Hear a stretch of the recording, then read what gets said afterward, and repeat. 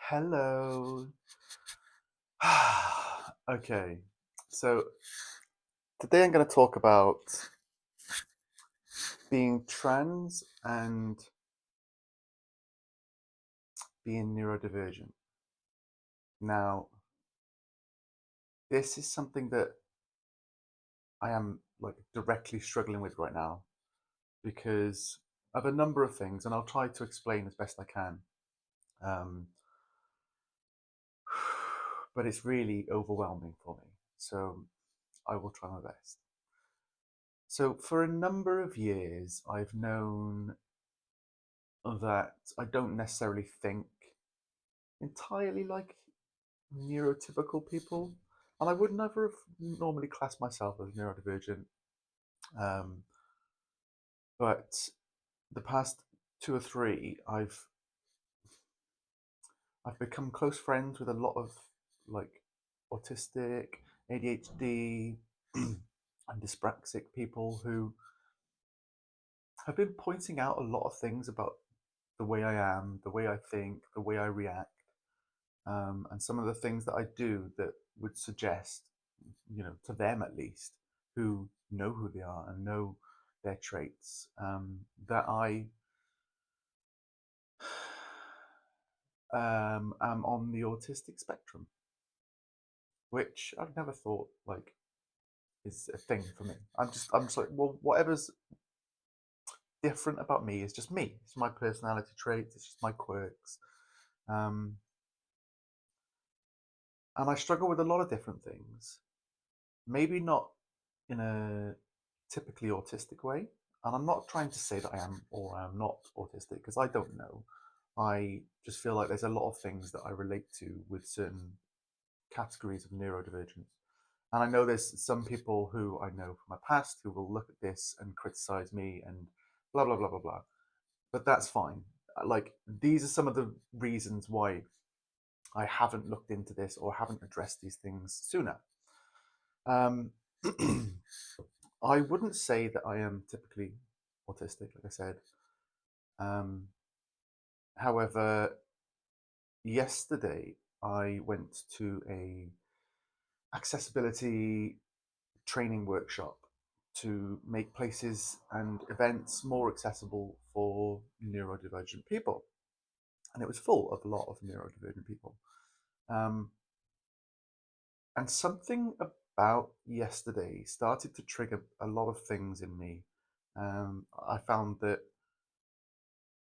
I was extremely overwhelmed very quickly, and I started picking up on some of the things that really affect me, and affect the way that I operate in this world, and like manage some of my day-to-day tasks, manage some of my social interactions. I the speaker was lovely. They were talking about very important things, which I was there for because I needed to learn these things to make anything that I do in future more accessible. Makes sense, right? However, very quickly on, I I was unable to process any of the words coming out of their mouth. Um, I could hear the words, but none of them made any sense. They weren't going into sentences, and I wasn't processing the information, and it was putting my brain in like this panic mode. Um, and I was trying so hard to piece what they were saying together, and it wasn't because they were talking in a very, I don't know, like intellectual scientific kind of way. It was just there was so much information and so much talking almost at me, and that's no offense, that is just the way that I was processing that situation, um, that my brain went into overload, and I couldn't deal with that situation. uh, what it meant is, as the day went on, because it was a 5 hour day, that by the end of it I was unable to contribute in the workshop anymore. When I got home, I was almost on the verge of tears. I was aware of how I was feeling, so that allowed me to kind of deal with it. But I was so exhausted. I didn't want to see anyone, didn't really want to speak to anyone. And I just passed out on the sofa for 2 hours. And I guess I'd never really put two and two together about um, people's social batteries, especially autistic people, um, and how they can be they can have burnout, and sometimes they do just need to have some solitary time to recharge their battery. Or sometimes you can have interactions with different kinds of people which then recharge your battery. And yesterday enlightened me into how I can sometimes get like that. Um, and it made me start thinking a lot about some of the things that I do, um, some of the ways I live my life, some of the ways, again, that I interact with people. And there were questions in some of the workshop things that were like, what are your triggers? What are your autistic triggers? And I was like, well, your neurodivergent triggers. And I'm like, I don't class myself as neurodivergent. I mean, I'm figuring out that maybe I am. But some of the things that trigger me to being upset or overwhelmed or being uncomfortable in certain situations are like, I put two things, not enough attention and too much attention. Um, because I couldn't think about like autistic traits or like ADHD traits or anything like that. I was just like, sometimes I want attention. I want that affirmation of who I am. I want that validation that the things that I'm doing are great. Um, like as an example, when I'm singing with my band, I'm like, yes, adore us, like like dance and sing and enjoy everything that we're doing, and look at me. And then maybe for 10 minutes after that, I'm still buzzing from it, and I want people to tell me how good they thought we were and how they want to come and see us again and where can they follow us and can they buy a CD, like all of those things. I love that. But after that 10 minutes or so after a gig, I just want to be alone. I don't want to be around anyone. I don't want anyone to talk to me. I just need some solitude so that I have time to process and to rebalance from that massive social interaction to obviously nothing, so that I can normalize again. Um, that's just one example, I guess. I have issues with food, with needing to have certain things in the house that I didn't think that I ever had these issues, because I guess there was so much variation in the house, and you accommodate for the different people that you live with, and it was okay, I guess. I mean, I'm not I didn't think too deep into it, so I can't say exactly how I felt. But these days I have particular foods that I know I can have, I can eat them, they're easy, they don't upset me in the way that some foods and meals can. Um, and that's obviously a whole other issue which I'm currently dealing with. I don't like clutter. I keep my house pretty organized. I had a massive clear out a while ago. I don't like too many trinkets or things on shelves or walls. Um, Stuff frustrates me. And I guess maybe the reasoning for that, as I found out yesterday, is the ADHD part of me could find it overstimulating and distracting. And I'm like, okay, well, that's fair enough. Um, Hyperfocus and hypofocus. So certain things I can become obsessed with. Like right now, it's writing songs, picking up my guitar, writing a new song, writing a new song. Like I'll come up with like 2 or 3 songs every couple of weeks. Whether the band's ready to learn them or not, it just happens. I have new ideas, like for some new project that I'm going to do. I might start writing a book, or um, start trying to create an animation, or maybe a comic book, or like what else have I done? Like loads of different projects that I think are great ideas, and I start them, and then I can't finish them. I can't stay focused in that moment. I'll start reading a book. I've always wanted to be a reader, but I'm not, because I'll read a couple of pages and then I'll put it away for a couple of years. And all of these different things I just thought were just, annoyances in my life, things that were holding me back, or things that were just maybe a bit weird about me. And there's more. Obviously, I've looked into a couple of different things. I like looking into like symptoms, traits of people with ADHD. I seem to tick like every single box, which is what one of the things that really made me think yesterday. Even dyspraxia.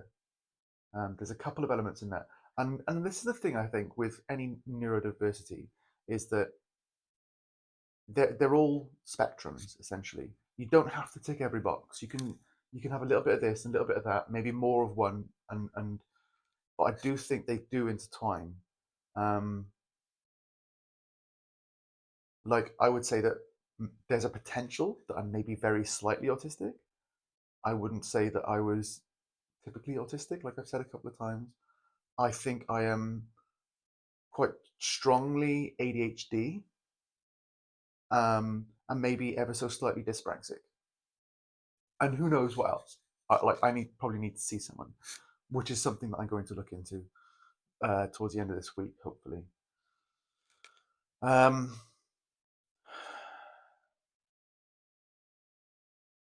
it is such a overwhelming, enlightening, and I want to say empowering. I don't feel empowered right now, but such a strange place to be, like in my 40s, thinking that I might be neurodiverse now. And it's like I said earlier, it's hard for me to talk about this for my own kind of pride, I guess, in a weird way, like thinking that there's nothing that can break me, and it shouldn't be an issue, and I will hopefully learn to figure out what is what and how to be this and that, and blah blah blah. But also, I know that some people are gonna come down on me because of me talking about this and suggesting that I might be X, Y, Z. But that is what it is. Um, I've had a lot of time over the past couple of years to really figure out who I am, what I do, the things that bring me joy, the things that don't. And I think it's important to follow these paths and to figure yourself out. So I am going to look into, I want to say getting some kind of diagnosis, but only to get more of an understanding and to gain the tools that I need to maybe help me through some of the issues that I face. I know with ADHD they can medicate, which I am slightly against, but equally, if it can give me the spoons, and you know what that is, if you know what that is, if you can give me the spoons to finish some of these projects that I really want to do, then maybe that's a good thing. But that's something that I'm going to have to explore, and from what I'm aware, it's going to be a struggle. But hopefully, we'll figure it out. So my starting comment about being trans and neurodiverse, I think there's a big crossover between neurodivergent people and trans and the rest of the queer community. Um, the more I get to know people from the queer community, the more I realize how neurodivergent we all are. And I think one the person who pitched the workshop yesterday said to me, if you're finding that most of your friends right now are neurodivergent, then you probably are, because neurodivergent and neurotypical people don't normally get on that well because of the clash of thought processes and like social interaction processing and all those things.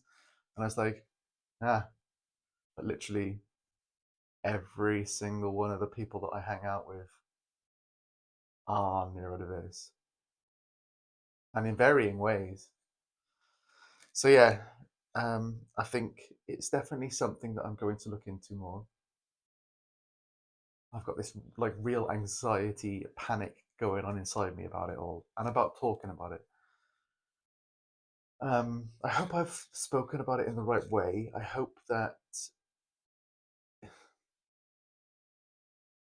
it makes sense, and I hope that I've not upset anyone, and I hope that maybe if you feel the same way, it helps you. Maybe if you know particular things that might help me, get in touch. Um, I might be on a little mini burnout right now and not want to respond to anyone's messages after processing and posting this. But I really wanted to talk about it. And this is why I didn't do a live yesterday, because I was done. And why I guess I'm not doing a live today, because I wanted to be succinct and get it out there, put it on all my channels. So anyway, I will try to get back to doing the lives tomorrow. Join me on Instagram if it's something that you'd like to see. At Zoe, ZOEY _ OTL. Like, subscribe, share, follow me, all of those things. And I'll see you soon.